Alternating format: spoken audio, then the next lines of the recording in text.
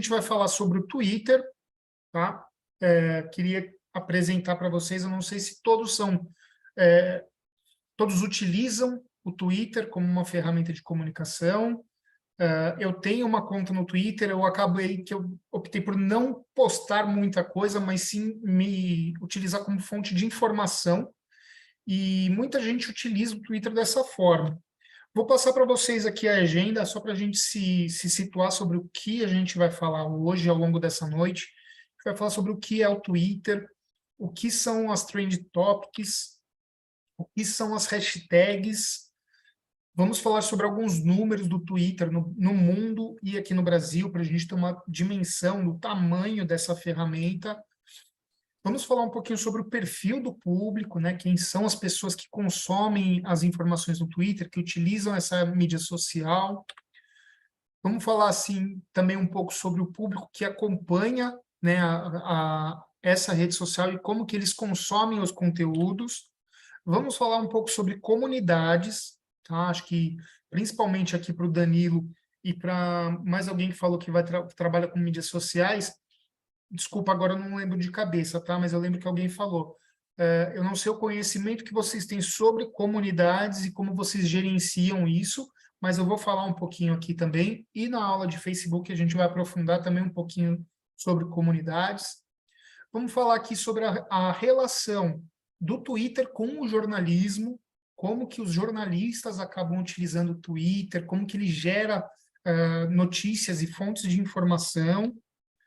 Vamos também falar sobre a questão da relação do Twitter com a política, que é uma relação muito intrínseca, muita coisa acontece ali na política através do Twitter, né? Acredito que vocês devam ter acompanhado aí nos últimos 4 anos, né? Até um pouco mais, nos últimos 8 anos, tanto nos Estados Unidos com me fugiu o nome agora, gente, misericórdia. Trump, com Donald Trump e com o Bolsonaro aqui no Brasil, utilizando muito o Twitter para fazer política, para se comunicar. E vamos falar também sobre o Twitter em marketing, como utilizar o Twitter como uma ferramenta de marketing, tá? Eu quero deixar totalmente aberto para vocês, se vocês quiserem questionar alguma coisa, quiserem fazer alguma pergunta, acrescentar algum comentário, fiquem à vontade para abrir o microfone em qualquer momento, me interromper para a gente fazer uma troca aqui e conversar, tá, pessoal? Fiquem totalmente à vontade. Vou tomar um pouquinho de água aqui para molhar a goela. Então, o que é o Twitter? O Twitter ele é um serviço de microblog que permite que os usuários recebam atualizações em seus perfis pessoais de outros contatos num formato de rede social. Ao longo do tempo, o Twitter foi evoluindo e foi trazendo outros formatos além de texto, mas o Twitter se iniciou com o formato de texto. E ele foi criado por esses 3 camaradas aqui em março de 2006, pelo Evan Williams, Jack Dorsey e o Biz Stone, na ordem que está aqui, esses camaradinhas barbudos aqui, como nós dois, né, e o Rodrigo também usa barba, mais um barbudo. O Twitter ele é uma ferramenta que ele acontece em tempo real, né? As pessoas postam em tempo real o que elas estão fazendo naquele exato momento, o que elas estão pensando, o que elas estão consumindo de informação, de conteúdo, elas publicam em tempo real e é atualizado na timeline dos usuários, dos seguidores, em tempo real. Também existe uma curadoria ali, né, de conteúdo, para aparecer de forma de um algoritmo que vai exibindo a timeline dos usuários, os conteúdos que são publicados. Inicialmente, o Twitter começou com 140 caracteres. Aqui eu acredito que alguns de vocês já devem ter ouvido isso lá atrás, sobre como se comunicar em 140 caracteres. E aí eu tenho uma pergunta para vocês. Alguém tem ideia de por que 140 caracteres? Existe uma lógica por trás disso. Por que que eram apenas 140 caracteres? Alguém quer chutar?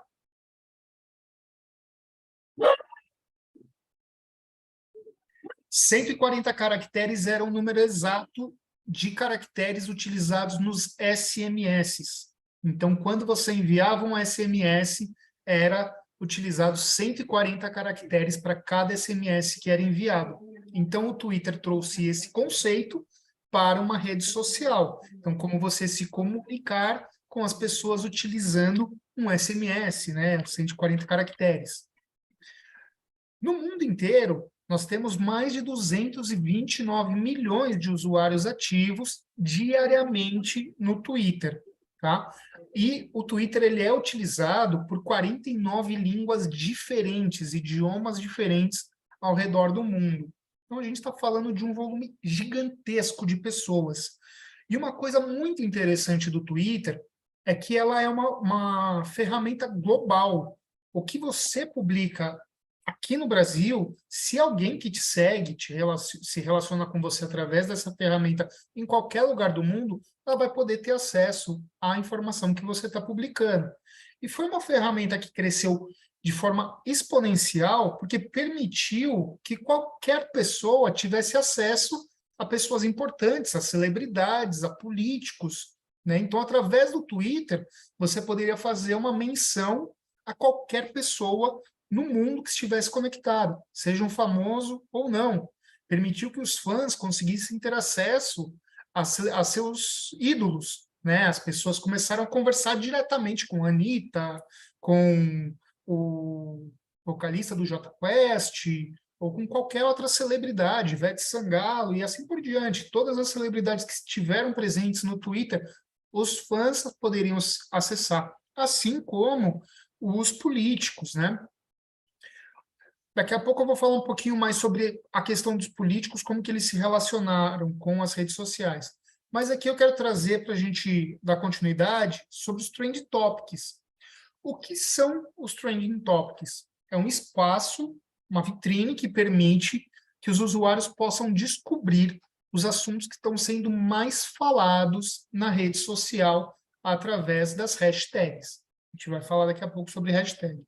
Eu fiz essa aula aqui, eu preparei essa aula na época das eleições, e aí aqui eu trouxe uma print, né, dos assuntos que estavam sendo mais debatidos sobre as eleições. Então foi exatamente na época ali do debate na Globo. Então a hashtag debate na Globo estava no Trend Topics, era um dos assuntos mais falados naquele momento, né, do segundo turno das eleições, a disputa entre o Haddad e o Tarcísio de Freitas aqui em São Paulo, era um assunto muito debatido, assim como a guerra na Ucrânia. Notícias sobre a guerra na Ucrânia também estavam em alta naquele momento.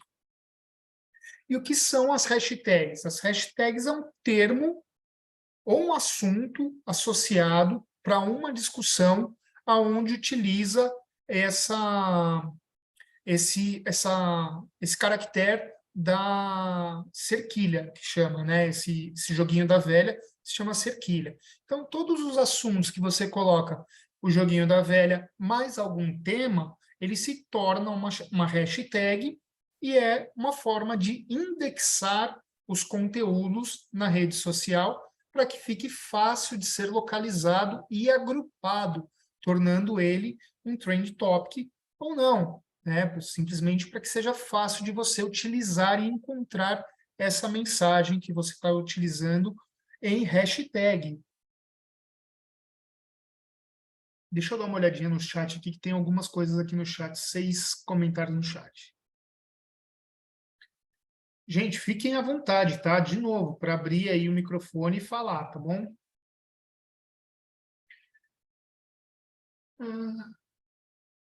João estava falando aqui que estava tentando resolver um bug do notebook, beleza.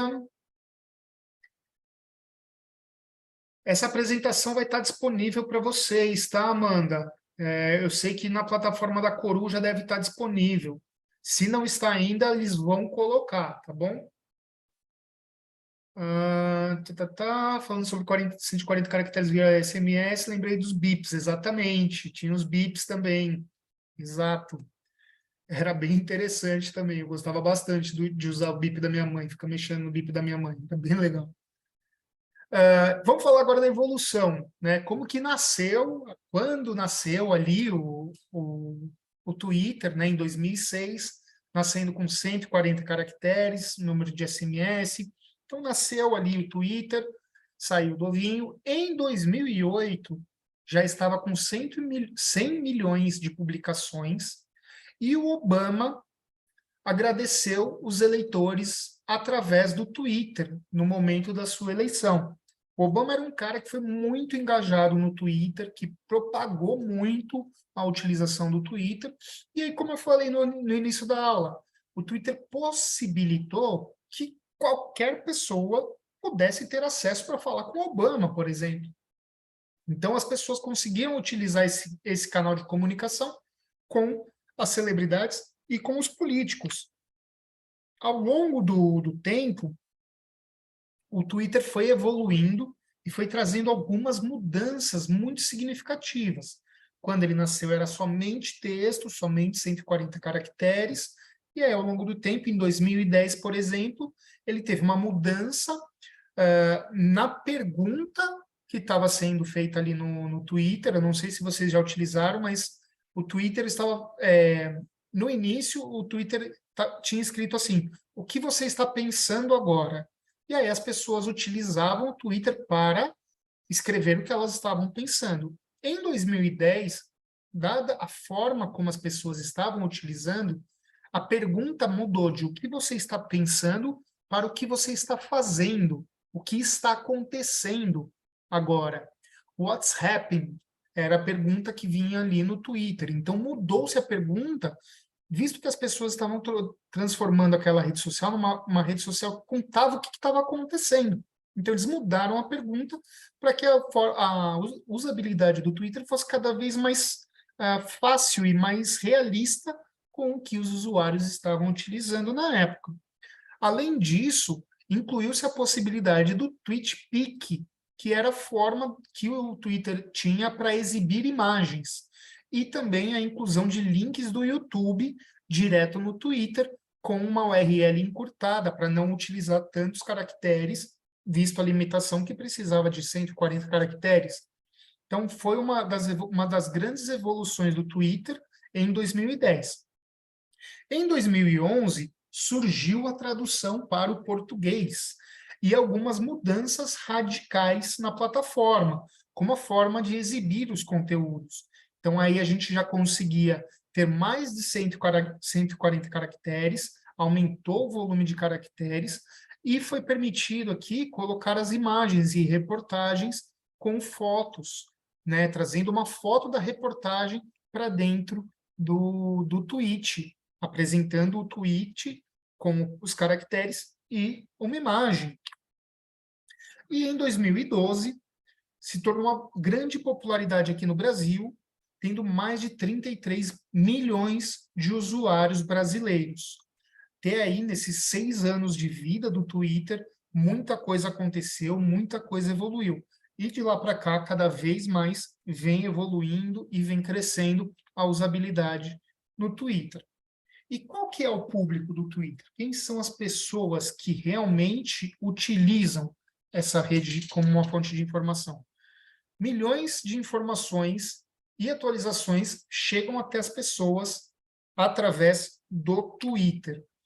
Um conteúdo em tempo real, é um conteúdo real que as pessoas realmente publicam, tirando os robôs, que também a gente sabe que existem. Robôs, a gente vai falar um pouquinho disso mais para frente também. Mas, em geral, é um conteúdo real, é um conteúdo humano, atualizado e alinhado aos principais assuntos que estão acontecendo no momento, ao longo do dia. E, como eu falei, é em tempo real, as pessoas publicam em tempo real o que está acontecendo com elas, o que elas estão vendo acontecer no mundo, né? Então, casos como casos emblemáticos que aconteceram recentemente, como o caso do George Floyd nos Estados Unidos, que foi assassinado por policiais. As pessoas publicaram em tempo real no Twitter o que estava acontecendo. As manifestações de 2013, a grande violência que a polícia empregou contra os manifestantes, também através do Twitter, as pessoas em tempo real comunicavam isso. Enfim, foram muitas utilizações e, de novo, conteúdo sempre atualizado em tempo real. E como a gente, acredito que todos devam estar cientes, né? O Twitter está passando por uma mudança de direção, né? O Elon Musk recentemente comprou o Twitter, de fato, efetivou a compra. Houveram muitas demissões, mais de 10 mil demissões, desculpa, mais de 3 mil demissões no Twitter ao redor do mundo, em diversas capitais, inclusive aqui no Brasil. Muita gente que trabalhava no Twitter foi mandada embora por conta dessa mudança de posicionamento que o Elon Musk trouxe para o Twitter, né? Atualmente tem surgido algumas notícias, né? Eu até brinquei quando eu falei, poxa, eu vou dar essa aula novamente para o pessoal, talvez eu tenha que atualizar esses slides, né? Porque chegou-se a cogitar do Elon Musk desistir da negociação, né? Enfim, abrir mão dessa compra, mas por enquanto ele ainda é o dono, ele está dono, né? Na época eu preparei esse slide e coloquei, né? Está sob nova direção, como uma pergunta, porque estava nessa situação incerta se ele realmente iria assumir ou não. Mas sim, ele assumiu, ele é o novo dono do Twitter. Ao longo do tempo, o Twitter evoluiu de 140 caracteres para 280 caracteres. E eu queria fazer um desafio para vocês, né, para a gente fazer um momento prático aqui. Queria que vocês escrevessem aqui no chat, ou se quiserem escrever no papel, aí no próprio computador, e aí eu queria que vocês lessem para nós um tweet de vocês se vendendo, né? Vocês se apresentando em 280 caracteres. Vamos fazer esse desafio aí? Vou dar, deixa eu ver, são 7h50. 10 minutinhos para vocês pensarem num tweet de 280 caracteres. 10 minutos é tempo para caramba, hein, pessoal? Vamos lá, quero ver. Quem terminou já pode apresentar ou só todo mundo Pode, junto? pode ir falando. Eu botei até aqui no chat, 280 cravado. Boa. Sou Danilo Santos, 38 anos, formado em serviço social, casado, pai de 2 filhos. Sou capricorniano, determinado e focado. Sou persuasivo, comunicativo e gosto de trabalhar em equipe. Gosto de aprender sempre. Tenho vários objetivos e para cada um tenho um planejamento traçado. Boa. Gostei da parte do planejamento. Vai lá, Néder.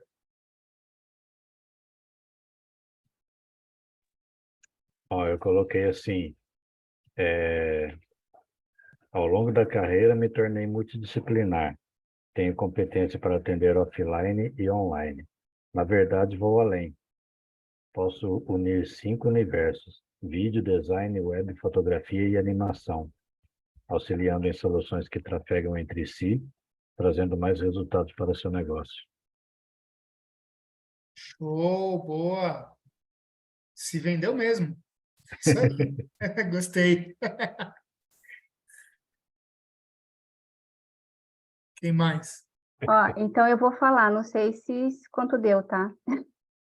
Meu nome é Célia Rodrigues, tenho 56 anos, sou viúva, proprietária da Maxform Uniformes, fundadora da Tecoff, idealizadora da marca Moldes e Segredos, empresa que fornece moldes prontos com tutorial para facilitar a vida das pessoas, e das costureiras e donas de pequenas confecções. Sou multifunções.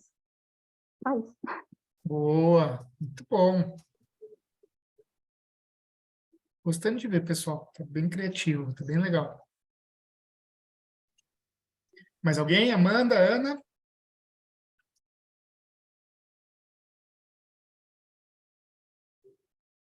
Eu vou. Isso aí, boa. Ana Carolina, 27 anos, formada em Relações Internacionais, marqueteira e apaixonada por pessoas. É autodidata e, ao longo da sua carreira, sempre buscou se qualificar através de cursos e estudos e sempre estar atenta às novas tecnologias. Show de bola. Legal. João, se você tiver sem microfone, sem áudio, está com bug ainda aí no computador, pode mandar no chat aqui que a gente lê. Amanda? Vamos lá. Tenho 25 anos, sou empreendedora desde pequena, artista de lettering, marqueteira, gestora e estou pronta para ajudar a alavancar o seu negócio. Boa, isso aí. Se vendendo também, gostei. Vou seguir, tá, pessoal? O João depois manda pra gente aqui no chat. Vamos nessa. Agora a gente vai falar um pouco sobre o perfil do público do Twitter aqui no Brasil, tá? Quem que é o público que acessa o Twitter, que consome conteúdo aqui no Brasil? Eu vou dar uma editada aqui rapidinha, só para depois o Nether não ficar bravo comigo. Tá quebrando aqui. Diagramação não está muito boa, Nether, desculpa, tá? Né? Já falei, tão forte na criação. Vamos lá.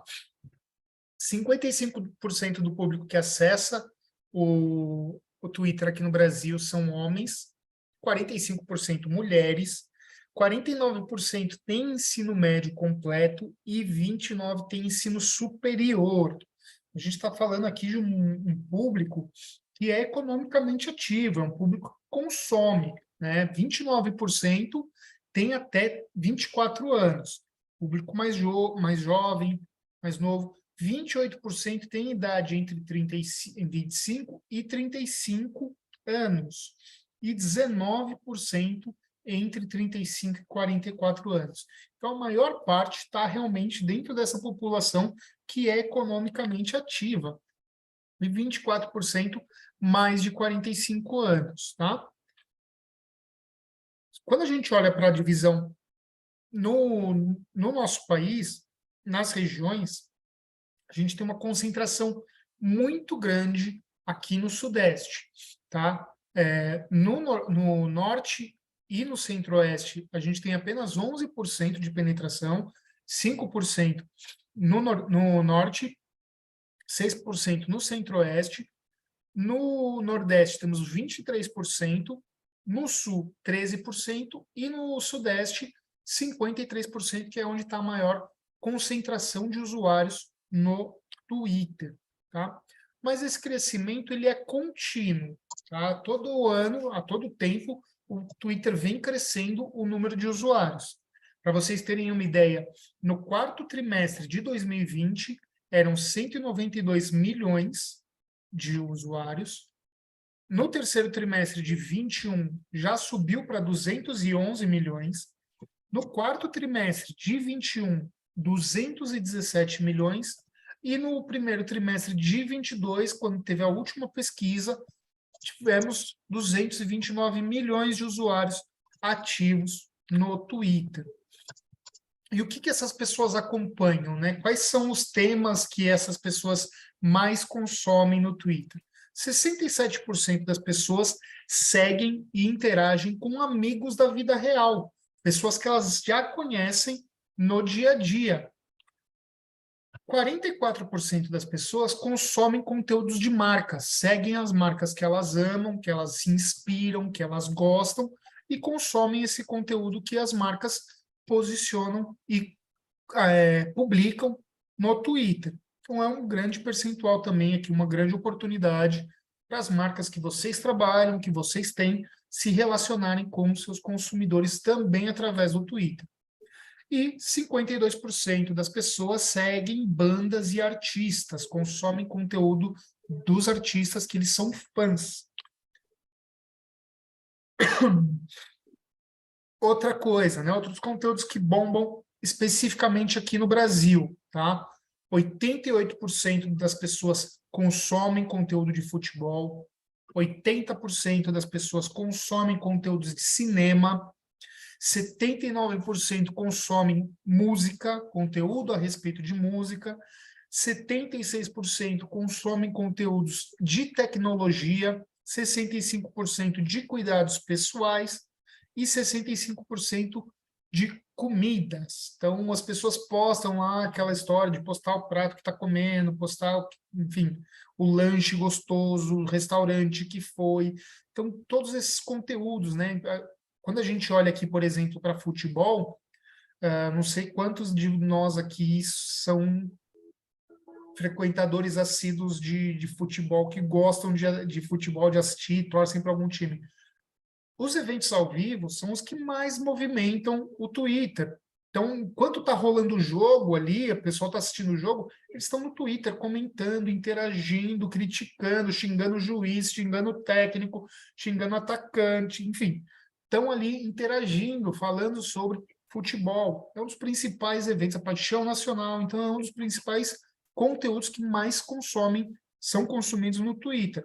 Assim como cinema. Lança um filme novo, está passando um filme na TV, eles acabam interagindo muito sobre cinema e séries também. Não está aqui, mas também envolve séries. E como a gente falou, né, o conteúdo ao vivo sempre, né, quando a gente está falando de Twitter, estamos falando de ao vivo, de coisas que estão acontecendo em tempo real. Então, para vocês terem uma ideia, os eventos ao vivo, eles interagem muito mais no Twitter do que em outras redes. Tá? Então, por exemplo, nos Estados Unidos, a NFL, muitas pessoas utilizam o Twitter para comentar sobre a NFL, para falar sobre a NFL enquanto está rolando e consumindo conteúdo. Quando é comparado a utilização do Twitter nos eventos ao vivo com outras redes sociais, o Twitter tem 22% a mais de utilização do que outras redes. Vou dar um exemplo aqui, as pessoas comentam muito mais no Twitter do que no Facebook ou no Instagram, por exemplo, do que está acontecendo ali ao vivo, em tempo real. Eu coloquei aqui também uma foto da novela Avenida Brasil. Eu não sei se vocês sabem, mas a novela Avenida Brasil, ela superou os números da NFL em relação a comentários ao vivo ao longo da novela. Quase todos os capítulos, principalmente na última semana, na reta final da novela, quase todos os capítulos superaram a audiência da NFL no Twitter aqui no Brasil. Então, isso é um fenômeno muito significativo. A NFL é o evento nos Estados Unidos que possui a maior audiência dos Estados Unidos, são os comerciais mais caros da TV no mundo inteiro, e é o principal evento que eles têm.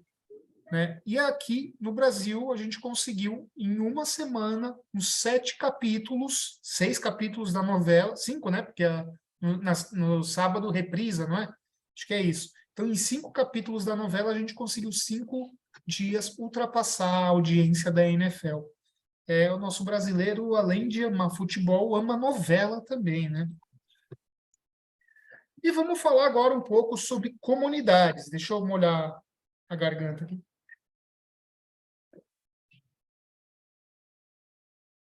Falando um pouco sobre comunidades. O que são as comunidades?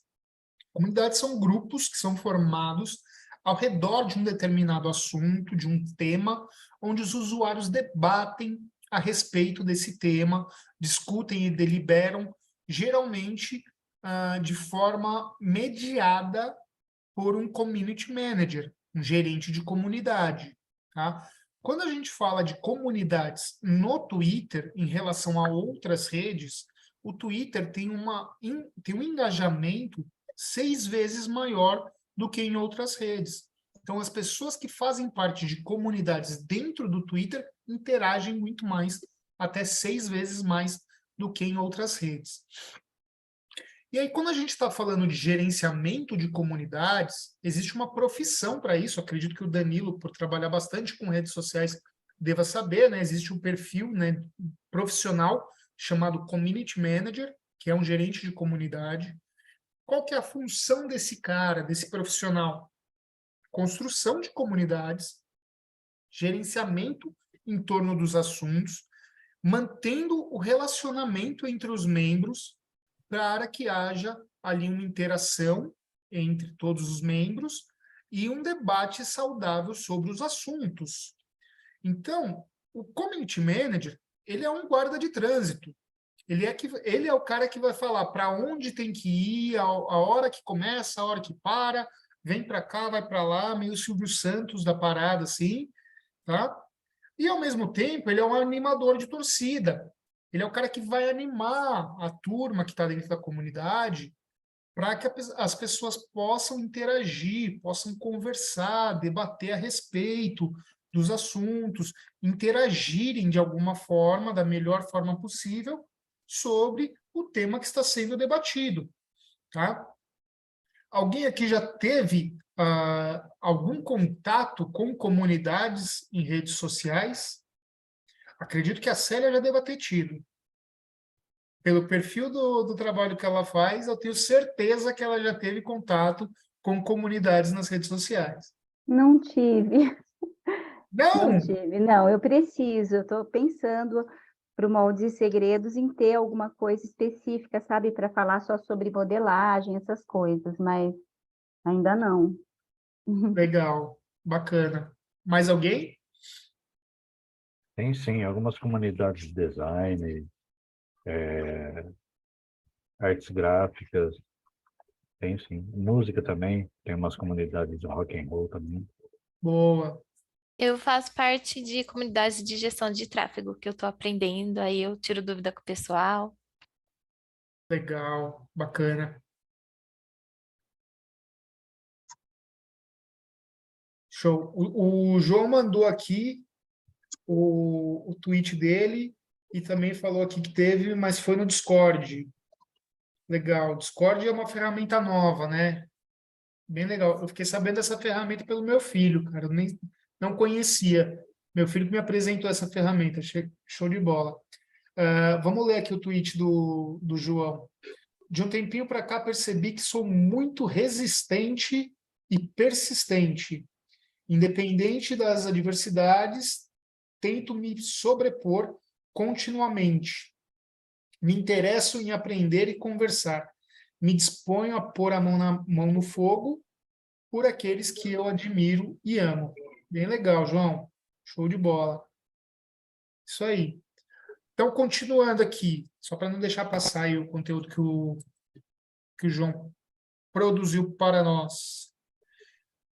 Então, vamos falar um pouquinho agora sobre como que o Twitter ele gera conteúdo e ele pauta situações, pauta o jornalismo, por exemplo. Tá? Teve um caso bem interessante aqui de um cara chamado Sérgio que perdeu o celular dele e aí ele veio nas redes sociais pedir para que as pessoas pudessem ajudar ele a encontrar o celular que ele perdeu. E aí era um Samsung, ele acionou o perfil da Samsung nas redes sociais pedindo ajuda, e aí a Xiaomi aproveitou esse momento e interagiu com ele falando que iria dar um celular para ele, aqui pelo Twitter. Automaticamente, muitos portais de notícia, ao verem essa situação, já começaram a publicar informações, dizendo, né, que o biólogo brasileiro ganha um celular da Xiaomi após pedir ajuda da Samsung, porque no celular ele tinha muitas informações sobre pesquisas que ele estava fazendo. E aí tem outras notícias aqui que surgiram, né? A partir de pedido de ajuda para a Samsung, biólogo brasileiro recebe um aparelho da Xiaomi, e assim por diante. Outras situações, né? Outros veículos de imprensa que acabaram utilizando essa situação desse cara com a Samsung, e a Xiaomi aproveitou e se tornou notícia. Né? Saiu do Twitter, um caso que aconteceu no Twitter, e foi para a mídia, se tornou uma notícia debatida por diversos portais de notícia. Outra situação também que aconteceu, uma campanha que surgiu no Twitter para tentar impedir o sacrifício de um cachorro que a dona estava com ebola. Então, surgiu ali no Twitter uma ação que as pessoas começaram a interagir, começaram pelo Twitter, fazer uma campanha, e aí essa informação ganhou a mídia, ganhou notoriedade e foi parar no jornalismo, pautou o jornalismo. além de outras tantas informações, tantas situações em que os jornalistas acabam utilizando o Twitter como fonte para suas matérias. Então, encontram situações ali no Twitter, surge no Twitter um comentário, e aí os jornalistas acabam, a partir dali, indo buscar informação, pauta para suas matérias, e a partir dali pesquisando outras informações, outros casos. E vamos falar agora um pouco sobre a questão da política, tá? Como que o Twitter se relaciona com a política. Algumas redes sociais se tornaram um combustível para a revolução no mundo árabe. Vocês lembram da Primavera Árabe, que aconteceu alguns anos atrás? Para quem não Sim. lembra, boa. Para quem não lembra, a Primavera Árabe foi uma propagação de um movimento conhecido como uma Primavera Árabe, que foi realizada em 2011. Ela não seria possível se não fossem os recursos das redes sociais para propagar essa informação e o que estava acontecendo. A conclusão foi tirada de um relatório divulgado pela Dubai School of Government, que indica a importância do serviço do Twitter e do Facebook na disseminação e no fortalecimento das manifestações. Se eu não me engano, a gente tem um videozinho aqui, tá? Eu vou colocar um videozinho que conta um pouquinho do que foi a Primavera Árabe. Me digam aí se vocês estão ouvindo, tá?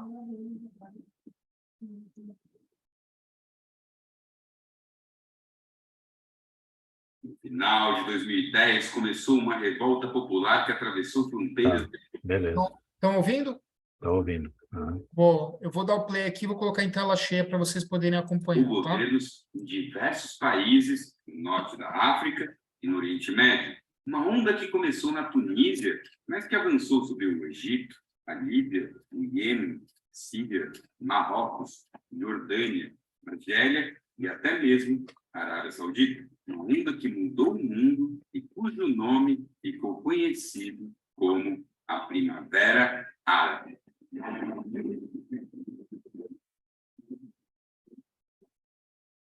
Muito bem, vamos começar nossa jornada, é claro, pelo nome. Primavera designa uma espécie de florescer das democracias populares, uma alusão à Primavera dos Povos e à Primavera de Praga, em 1968, com o diferencial que, desta vez, os protagonistas eram árabes, cuja organização foi possível pelo uso de redes sociais que não só tornaram a repercussão possível, mas como também tornaram a repressão consideravelmente mais difícil. Mas a pergunta que fica é, como começou tudo isso? Bom, o episódio que marca o início dessa onda revolucionária conhecida como Primavera Árabe aconteceu na Tunísia, no dia 17 de dezembro de 2010, quando um vendedor ambulante de 26 anos de idade, chamado Mohamed Bouazizi, incendiou o próprio corpo em frente a um prédio do governo. Seu protesto, antes de tudo, foi um grito de socorro material. Afinal de contas, Mohamed era um vendedor. Suas mercadorias haviam sido apreendidas e ele já estava sofrendo com agressões e humilhações vindo por parte das autoridades. E isso num país que vivia uma grande recessão e tinha 30% da população desempregada. Seu grito de desespero gerou comoção e a sua morte virou revolta. Assim como Mohamed, muitas pessoas sofriam não só com a recessão, mas também com as arbitrariedades do governo e violência das autoridades comandadas pelo ditador Ben Ali. Este, que estava no poder há nada menos que 23 anos. Pressionado, em janeiro de 2011, renunciou ao seu cargo, deixando o primeiro-ministro Ghannouchi responsável pela formulação de um novo governo. Mas ele, diante da insatisfação popular, também renunciou ao cargo, de tal forma que, em outubro de 2011, ocorreram as primeiras eleições livres no país, com grande aderência da população. Na ocasião, foi escolhido que era hora de eleger uma Assembleia Constituinte. Em dezembro de 2011, Moncef Marzouki foi eleito presidente com 153 votos e 217 na Assembleia, ficando no cargo até 2014. Vale destacar que, hoje em dia, um pouco mais de 10 anos depois do começo das revoltas, a Tunísia acabou sendo o único caso de uma democracia que, de fato, se estabeleceu a partir da Primavera Árabe. Mas estou me adiantando aqui, vamos por partes. Fato é que este primeiro sucesso se alastrou pelo norte da África e pelo Oriente Médio, atingindo, em maior ou menor intensidade, dezenas de países. Outros governos e regimes que já se prolongavam por décadas foram profundamente erodidos. No Egito, caiu e foi preso Hosni Mubarak, que estava no poder há 30 anos. Eleições até ocorreram.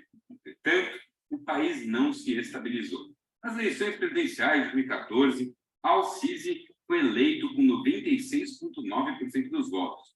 Em 2018, quando ocorreram novas eleições presidenciais, venceu novamente com 97% dos votos. Logo depois, em 2019, o parlamento, então, aprova uma emenda constitucional que permite que Al-Sisi fique no cargo até 2030. Ou seja, o país basicamente passou por um retorno formal ao autoritarismo.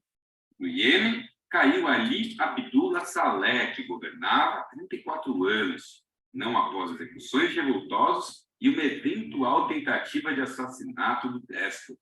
No fim das contas, Saleh assinou um acordo de transferência gradual de poder para o vice-presidente Abdi Rabu Mansur Hadi, em troca de imunidade.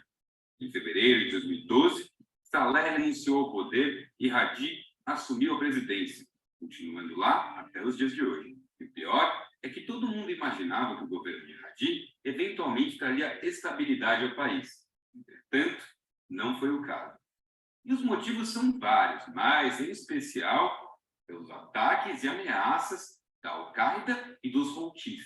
No fim de 2014, os rebeldes tomaram Sanaa, a capital, forçando Hadi a se exilar em Aden, lá no sul do Iêmen. Depois disso, o que estava ruim ficou ainda pior. A crise no Iêmen se tornou grave, sendo considerada pelas Nações Unidas como um verdadeiro desastre humanitário. Já na Líbia, caiu Muammar Gaddafi, no poder há 42 anos, e gozava do apoio de grande parte do exército. Entretanto, em março de 2011, a ONU aprovou uma resolução que permitia intervenção estrangeira no país. A OTAN, então, organizou uma coalizão liderada pelos Estados Unidos, junto com ingleses e franceses, para intervir diretamente no país. Agora, se isso deu certo, são outros 500. Até agosto daquele ano, morreram ao menos 50 mil pessoas na Guerra Civil.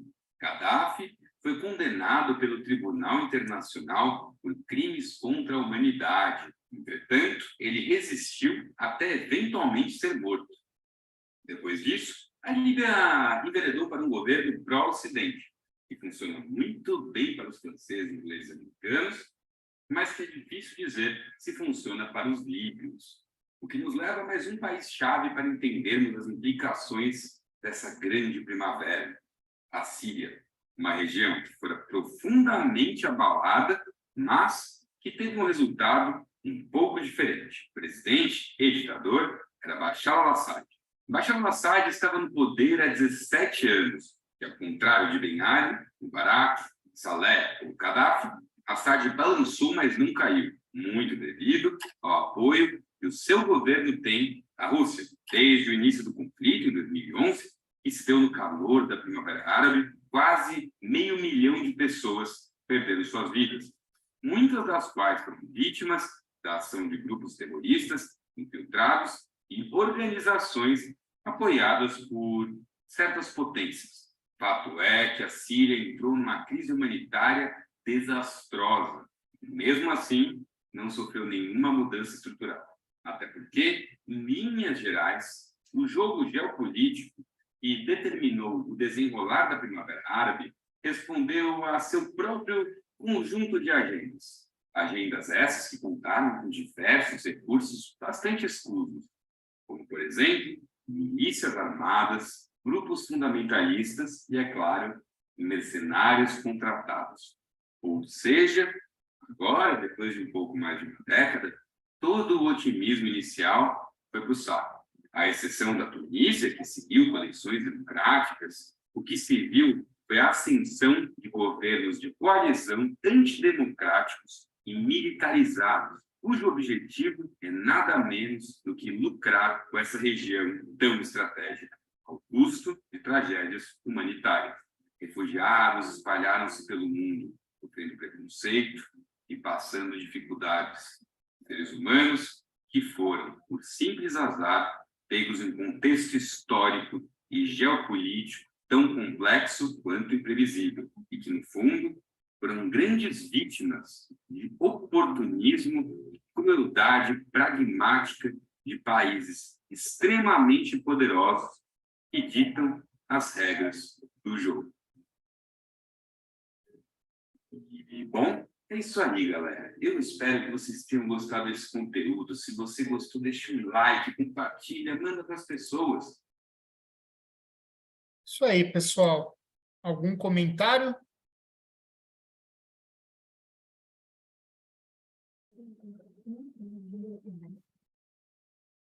Como sempre, Estados Unidos e Rússia dominando aí se metendo na vida dos outros para tirar vantagem, né? É difícil. Eu gosto de passar esse vídeo, pessoal, assim, tomei aqui quase 10 minutos da aula para passar esse vídeo. Tem um pouquinho de contexto histórico também, mas eu acho que é importante transmitir isso para vocês entenderem o potencial de uma rede social, potencial revolucionário que pode ser usado tanto para o bem quanto para o mal, né? A gente viu aqui que, a partir de um caso, de um cara na Tunísia que se revoltou, atirou fogo em seu próprio corpo, se tornou uma revolução em tantos países. E isso só foi possível através das redes sociais, por conta das redes sociais, que conseguiram propagar essa informação em diversos lugares, né, em diversos países. Néder, quer falar? Fica à vontade, cara. Não, só fazer um comentário aí, que através desse vídeo aí, eu sempre me perguntava o porquê que os grandes centros jornalísticos, as sucursais, né, dos grandes jornais, até mesmo televisivos, a gente sempre vê que veja o assunto no nosso Twitter, não sei o quê, não sei o quê. Então, na maioria dos canais, em jornal de canal fechado, canal aberto, Twitter, e eu ficava assim, poxa vida, mas será que só existe Twitter? Sabe? Mas aí tá explicado, justamente essa questão do tempo real, né? Sim. Pelo fato desse contexto histórico aí, dessa Revolução Árabe, rolou tudo ali, né? Tudo no pau a pau, né? Exatamente. Exatamente isso. Como eu falei, né? Do Twitter acaba saindo muita pauta e muita informação que, em alguns momentos, os grandes jornais não conseguem ter tempo suficiente de apurar, de ir atrás, e aí acabam utilizando ali o que está acontecendo no momento, no calor do momento, pega essa informação e dali já sai para ir para a tela do jornal, né? Para ir para a TV, para ir para a internet, né? Para os portais, e saem dali, né? Do calor do momento, quando as coisas são realmente efêmeras e rápidas, né? Acontece de forma muito rápida. Então, isso é muito interessante, isso é muito importante acompanhar, né, essa velocidade que o Twitter permite que as informações sejam propagadas e sejam disseminadas, né? Vamos continuar aqui, pessoal. Outro caso muito importante, né, da relação do Twitter com a política foram as eleições a primeira eleição tanto a primeira quanto a segunda, na verdade, as duas eleições que o Donald Trump participou. Na primeira em que ele foi eleito, o Twitter teve que se pronunciar, tanto o Twitter quanto o Facebook tiveram que se pronunciar a respeito da utilização que foi feita, né? A gente tem aqui informações, por exemplo, do El País, né, como a desinformação influenciou nas eleições presidenciais dos Estados Unidos. Alguns estudos sugerem que pode não ter sido crucial. Outros especialistas destacam que Trump pautou, sim, a agenda de grandes veículos de imprensa através do Twitter, né? Como a gente falou aqui, ele utilizou de uma estratégia jogando informações no Twitter para levantar assuntos que desviassem a atenção do que estava de fato acontecendo, né? Ele, como um candidato à presidência, tinha total notoriedade, e ele utilizou essa estratégia no Twitter para fazer isso. Os democratas lembram que Clinton perdeu por uma pequena margem e afirmam que a operação russa foi um fator determinante, né? Aqui a gente tem um aprofundamento sobre o assunto, mas, em resumo, o Twitter identificou 3.814 contas dedicadas à atividade de disseminar informações para desviar o foco da discussão, dando mais notoriedade, dando mais valor para o Donald Trump, que acabou se elegendo em 2016, se eu não me engano. E aí, nas eleições de 2020, nos Estados Unidos, tanto o Twitter quanto o Facebook precisaram se posicionar de forma efetiva contra essa propagação de informações falsas e de teorias conspiratórias, por exemplo. No caso, em 2020, aqui essa tela é a tela da central de ajuda do próprio Twitter, que estipulou barreiras para não propagar informações falsas, principalmente sobre a pandemia do Covid-19. Tá? Então, ao longo do tempo, o Twitter, o Facebook, o Instagram, outras ferramentas passaram a criar ferramentas para banir perfis que falavam de forma ativa sobre fake news, sobre teorias conspiratórias, e até hoje a gente vê isso acontecendo, inclusive aqui no Brasil, né? Muito tem se falado sobre o Alexandre de Moraes, que vem, ao longo dos últimos meses, principalmente perto das eleições, bloqueando perfis e atuando com uma ação muito forte contra as fake news, aqui no Brasil especificamente. E vamos falar agora um pouco sobre como as marcas utilizam o Twitter para se relacionar. Aqui eu trouxe um case muito legal, muito interessante, que aconteceu já há bastante tempo, foi em 2014, esse case. Como eu falei, pessoal, eu sou um usuário velho do Twitter e eu gosto dos cases mais antigos. As coisas que têm acontecido recentemente, eu não tenho visto coisas tão legais. Apesar de que essa semana saiu uma ação bem interessante da Fiat no Big Brother. Alguém viu sobre essa ação? Não? Beleza, eu vou contar essa ação aqui, que aconteceu em 2014, e depois eu conto sobre essa do Big Brother. Aqui, nessa ação em 2014, uma consumidora, esse Thales MRF, marcou os perfis do Itaú, da Netflix e do Ponto Frio com a mensagem, querendo comprar uma televisão no Ponto Frio com o cartão Itaú para assistir a Netflix. A mensagem em suma era essa. E aí as marcas começaram a interagir com esse consumidor aqui no Twitter. Então, o primeiro tweet foi do Ponto Frio, né, respondendo para o Thales, marcando Itaú e a Netflix Brasil. Na dúvida, compra uma TV comigo, utilizando o seu cartão Itaú, para assistir a Netflix em casa.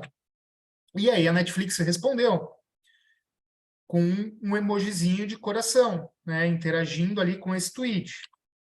Na sequência, o próprio Ponto Frio respondeu, super lindo, marcando ali também as pessoas, o consumidor e as outras marcas.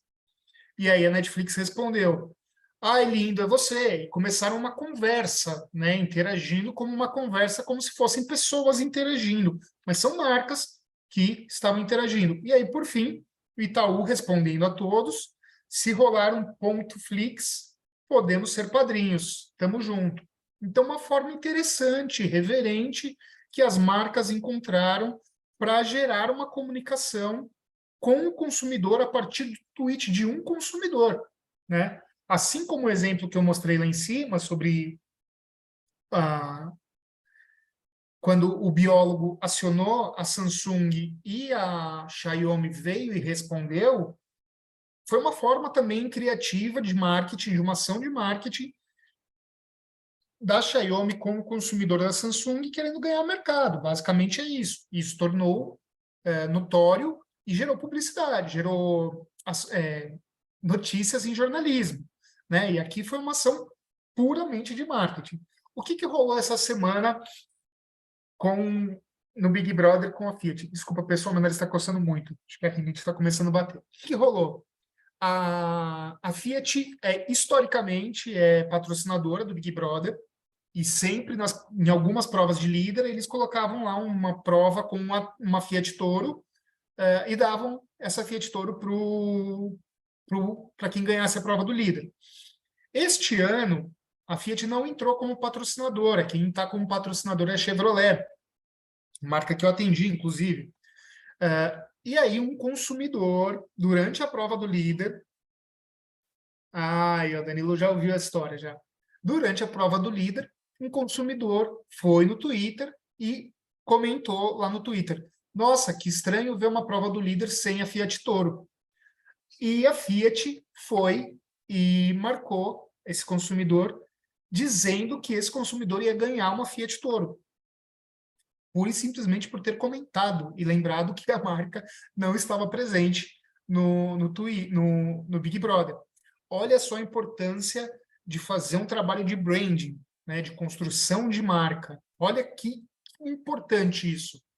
Um consumidor assistindo um programa lembrou, sem a marca estar presente, muito pelo contrário, com a marca do concorrente sendo exibida. Então, rolou isso. E aí, a Chevrolet, em resposta à Fiat, comentou em cima desse post que foi gerado ali, dessa thread, né, as conversas que são geradas no Twitter são chamadas de threads. Então, em cima dessa thread, a Chevrolet veio e comentou que todos os consumidores, todas as pessoas que estavam seguindo ali no Twitter, teriam a oportunidade de ganhar um carro da Chevrolet, porque eles estavam lançando um desafio, lançando uma campanha ali, que iria ter um sorteio, alguma coisa assim, e as pessoas poderiam interagir com o desafio Chevrolet, se eu não me engano, a hashtag. Mas, enfim, rolou isso, recente, né? Mais um case recente. Dando continuidade aqui, fica tranquilo, João, essas coisas acontecem, mano. Vamos lá. Dando continuidade aqui, né? Como a gente está falando, né? O potencial do marketing na campanha, né? No Big Brother, e agora que o potencial do marketing no Twitter, né? 66% das pessoas que veem publicidade no Twitter lembram dos anúncios, porque é uma rede social, uma ferramenta que eles utilizam com muita continuidade, com muita frequência. Então, quando eles veem uma publicidade ali, eles estão com um foco 100% na plataforma e acabam absorvendo esse conteúdo. Então, tem uma lembrança de marca, um recall de marca muito forte, de 62%. Né? 13% dos consumidores, eles conseguem reconhecer as marcas quando eles são impactados. Então, isso fica gravado na memória deles. E aí, depois, quando eles veem de novo uma comunicação, eles lembram da comunicação da marca que eles viram ali na rede social, que foram expostos.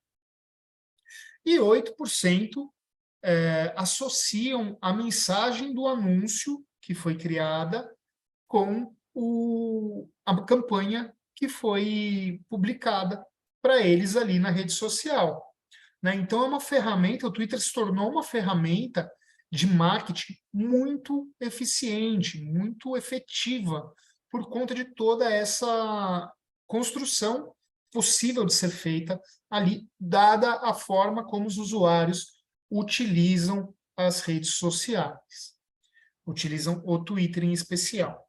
Legal, pessoal? Vamos fazer um intervalinho aqui de 10 minutos? Deixa eu continuar aqui, pessoal. Então, vamos continuando falando sobre marketing no Twitter, né? Algumas ações de marketing no Twitter. O Twitter, hoje, ele possui uma plataforma, para quem for trabalhar com publicidade no Twitter, tem uma plataforma self-service, assim como existe no Facebook e no Google, uma plataforma que você acessa online e você constrói a sua campanha de forma totalmente automatizada, de forma totalmente independente, sem necessariamente precisar acionar ninguém dentro do Twitter para fazer a campanha. Basta criar sua conta, gerar um boleto, fazer o pagamento, ou vincular um cartão de crédito e fazer o pagamento, e você consegue rodar uma campanha através do Twitter. Alguns casos, né, vou mostrar aqui para vocês, alguns casos que tiveram sucesso, né, como a campanha da Lacta, chegou em primeiro lugar nos Trending Topics, com a simbiose perfeita entre o Twitter e TV. Eles fizeram uma campanha de TV que alavancava o Twitter como um canal auxiliar à TV. Tá? O desafio da Lacta foi... a Lacta pertence ao Grupo Mondelez Brasil e eles tinham o objetivo de proporcionar momentos irresistíveis para os brothers no Big Brother e gerar uma conversa com o público que estava acompanhando no Twitter. A solução que eles tiveram foi usar vários formatos para interagir, para atingir os perfis em diferentes maneiras, como pistas e spoilers para uma ação principal da marca na casa do Big Brother, conectando a marca com outros grandes momentos do programa, tá? O produto que foi utilizado ali do Twitter foi o Pre-Roll, Amplify, Vídeo e Next, que são formatos do Twitter que eles utilizam. Tá? Em números, foram gerados 408 mil engajamentos promovidos por dia no dia 7 de abril. E a primeira marca mais falada nas conversas do Big Brother na semana da ação. Tá? Aqui a gente tem um printzinho de como que apareceu, né? Aqui a gente pode ver as hashtags que foram utilizadas, Big Brother 22, Rede BBB, foram ações e hashtags que eles utilizaram para ativar essa campanha no Twitter. Outro case que gerou bastante engajamento também foi o case da Vivo, tá? A estratégia Always On, que aumentou a favorabilidade e a relevância cultural da marca. Tá? A Vivo tinha um desafio de tornar a marca mais relevante para a audiência, fortalecendo o propósito e aumentando o seu nível de favorabilidade. Qual foi a solução que eles encontraram no Twitter? Através da criação de um hub de inovação na estrutura da marca, uma espécie de laboratório com insights, que geravam conteúdos de forma randômica, de forma alternada dentro desse hub,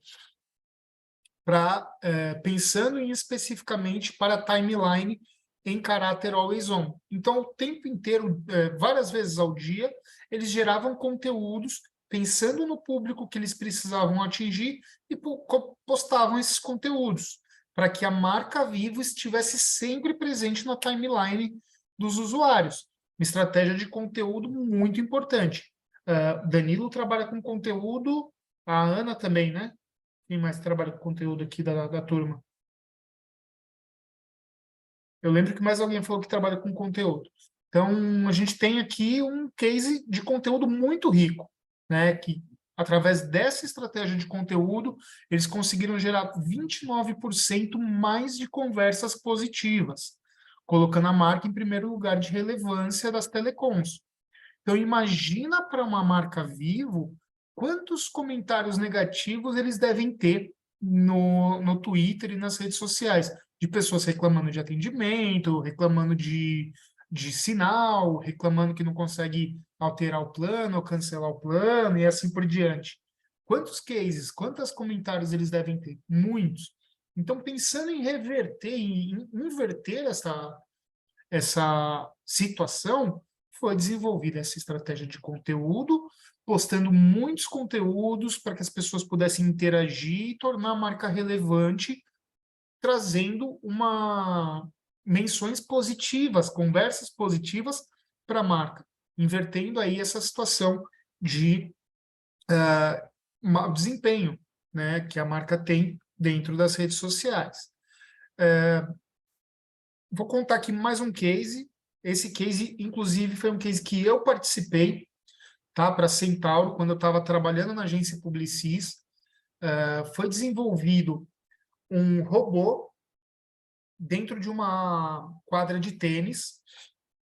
A gente estava fazendo uma campanha para alavancar os produtos de tênis dentro da Centauro e a marca Centauro de forma institucional. Então, foi desenvolvido um robô que ia se mexendo, era uma máquina que ia se mexendo assim, de cima para baixo, e um jogador de tênis profissional do outro lado, e uma câmera filmando. Então, quando a gente digitava no Twitter essas palavras, centro longa, centro, curta na rede, tinha algumas palavras de gatilho, tá, que a gente digitava pelo Twitter, com a hashtag Tweetênis Centauro, e o robô interagia com esses tweets que eram publicados. Então, era uma forma automatizada que você usava o Twitter para jogar tênis com o jogador profissional que estava lá na quadra. Foi um case super legal, super interessante que a gente fez, que deu um baita resultado. Nós tivemos um número muito grande de interações e a marca ficou super satisfeita. Foi um case super legal de ter trabalhado. E tudo isso aqui, a gente fez uma campanha de mídia antes do evento acontecer, divulgando que esse evento iria acontecer e como que os usuários poderiam interagir com essa campanha. E foi super legal, foi super desafiador trazer pôr essa campanha no ar. E como eu falei, deu super certo. Qual que é o objetivo aqui dessa aula, pessoal? Apresentar para vocês todas as ferramentas que o Twitter tem, todos os formatos que o Twitter tem, mostrar para vocês que é possível vocês pensarem numa estratégia de marketing, de campanha, de conteúdo, considerando o Twitter como uma rede para vocês rodarem as campanhas.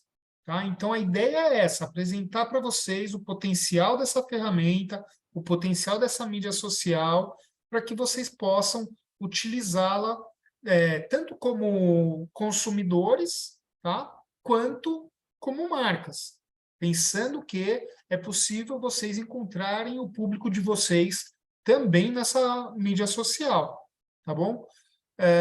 Alguma dúvida, pessoal? Queria que vocês abrissem o coração, falassem o que tiverem na mente, fiquem à vontade. A gente encerra por aqui, tem mais uma atividade para a gente fazer nos próximos 10 minutinhos finais, mas já vai dar 9 horas, a gente tem 15 minutos ainda. Então, vamos aí, 5 minutinhos para a gente bater papo sobre essa aula. Eu não entendo nada de Twitter, acho que eu nem tenho, ou se eu tenho, não mexo faz tempo. Mas dá para, por exemplo, separar público. Por exemplo, eu não sei se o meu público está no Twitter, eu acho que não. O meu público do Moldes e Segredos, né? Da marca, do uniforme e da associação, provavelmente. Mas do Moldes e Segredos eu acho que não. Não sei. Sim, Célia, é possível construir segmentações e fazer publicidade direcionada para um determinado público, tá? Você tem claro para você qual que é o seu público? Na parte do Moldes e Segredos, é o público de mulheres entre 25 e 45 anos, que é o que mais vai interagir comigo.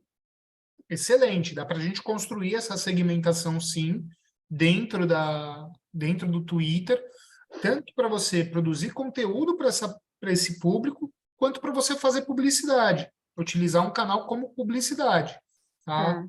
É possível, sim, você fazer a forma de comercialização de publicidade dentro do Twitter, ela é idêntica à do Facebook e do Meta Ads e do Google Ads, que você paga por clique através de leilão. Tá? Então, você consegue colocar o crédito, fazer um boleto lá de R$ 500, de R$ 200, de R$ 1.000, o quanto você quiser investir, você consegue fazer esse boleto, colocar esse crédito na ferramenta e construir uma campanha pensando no seu público-alvo, direcionando a comunicação para o seu público-alvo. Tá, obrigada.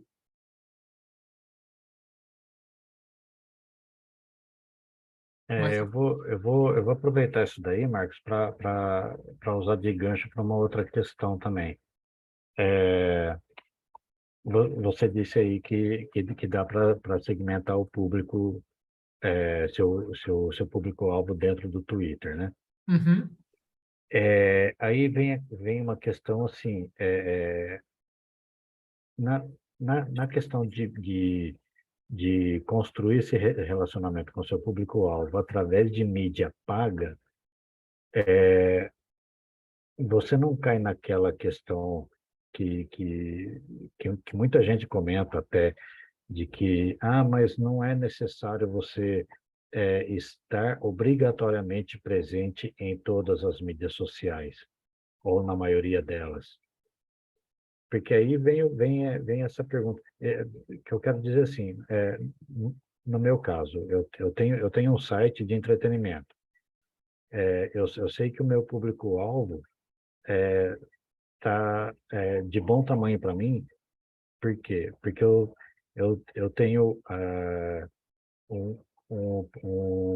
uma fanpage no Facebook e um Instagram. Então, toda a comunicação do portal eu segmento para essas duas mídias, que é onde está centralizado mais o público-alvo do site, vamos dizer assim. Então, eu já pensei assim, que eu posso até estar errado, que eu não vejo porquê, no meu caso, né, estender mais para alguma outra mídia, para alguma outra rede social, sabe? Então, aí eu gostaria de questionar isso. Isso é fato, né? Se determinado negócio, que nem no caso da Célia, se de repente ela tiver a ideia de segmentar o público dela para o Twitter também, né? Além das redes sociais que ela já tem. Uhum. Aí eu fico nessa cisma, é um medo, não sei, alguma coisa parecida. Será que é necessário mesmo a gente estar tão presente assim ou não? Eu entendi a sua pergunta, Néder. Eu acho que assim, cara, de fato não é necessário você estar presente em todas as redes, principalmente dependendo do tipo de negócio que você tem, que você trabalha, tá? Por exemplo, o produto da Célia. Não vejo necessidade da Célia estar presente no LinkedIn, por exemplo, tá? Uhum, Não sim. vejo necessidade da Célia estar presente no Tumblr, que é uma outra Uhum, rede social. aham, Mas o produto que ela vende, eu vejo ela estando presente no Pinterest, por exemplo, sim, que verdade. o seu canal, pelo que você comentou de entretenimento, talvez não precise estar presente no Pinterest. Mas Uhum, para a Célia, para o Moldes que ela vende, faria muito sentido ela estar presente no sim. Pinterest. Quando a gente está falando do Twitter, quando a gente olhou aqui os números, a gente vê que tem muita gente que fala sobre música, sobre entretenimento, sobre cultura. Então, talvez o conteúdo que você tenha para publicar no Twitter seja muito relevante, tá? seja muito interessante. Para a Célia, a publicação desse conteúdo, manter um perfil ativo, talvez não faça tanto sentido, mas utilizar o canal como um canal de comunicação, canal de propaganda, vai fazer sentido, pode fazer sentido, vale um teste, tá? No seu caso, por exemplo, você falou do canal de conteúdo, de entretenimento. Existem ferramentas hoje no mercado que você consegue utilizar uma ferramenta e você faz a publicação nesta ferramenta e ela já dispara para todos os perfis que você tem conectados. Tá? Então, é uma forma de automatizar a publicação de conteúdo que você tem. Então, isso você ganha tempo, você consegue gerenciar de forma mais fácil vários perfis ao mesmo tempo. Tá? Então, pensando no conteúdo que você gera de entretenimento, eu te aconselharia, sim, abrir uma conta no Instagram, no Twitter, para o seu projeto E fazer um teste. fazer um teste. Se possível, utilize uma ferramenta como essa, existem ferramentas gratuitas também, ou de custos muito baixos, para você fazer como delivery. Isso, exatamente. Uhum. Para você fazer essa gestão dos conteúdos das suas redes sociais, você consegue, de forma automatizada, publicar em vários lugares diferentes. Uhum. Né? É uma forma de você conseguir capilarizar e talvez trazer um público que não está no seu radar, que é um público que seja usuário muito mais frequente de Twitter, mas que faz parte do seu público-alvo. Consome conteúdo de entretenimento, de música, de cultura, que vai fazer parte, pode gerar um engajamento maior para o seu conteúdo. Né? Eu acho que faz bastante sentido. Danilo, queria ouvir você, cara. Você que gerencia aí várias marcas, você tem alguma marca que você faz Twitter? Não, nenhuma eu faço Twitter, porque a maioria está começando agora, né? E são OSCs, né? São ONGs. Acredito que seria bem importante, mas eu ainda estou estudando, porque uma trabalha com prevenção ao suicídio e combate à depressão, a outra trabalha mais com cultura, só que em algumas, como eu estou voluntário, então eu acabo gastando mais energia com os que eu recebo. Mas eu vou tentar fazer essa administração, até porque eu nunca usei o Twitter, sinceramente. Eu estava até conversando com minha esposa e eu disse, nossa, é uma das plataformas que eu nunca nem baixei, sinceramente. Mas que com a aula de hoje eu vejo que para determinados nichos ela tem grande valia até para engajamento. Uhum. Sim, com certeza. Acho que essa de prevenção a suicídio, acho que seria uma boa você fazer um teste com o Twitter. Tá? Tem muita conversa sobre esse tema no Twitter. Até porque, se eu não me engano, o Instagram e o Facebook têm uma política de restrição desse conteúdo. Tá? Que no Twitter eu acredito que passa. Tá? Então, acho que vale a pena você dar uma pesquisada nisso, porque pode ser uma oportunidade aí para você conseguir gerar bastante conteúdo e participar das conversas que estão rolando ali sobre as comunidades que falam de apoio às pessoas no assunto de prevenção ao suicídio. Show. Beleza, pessoal?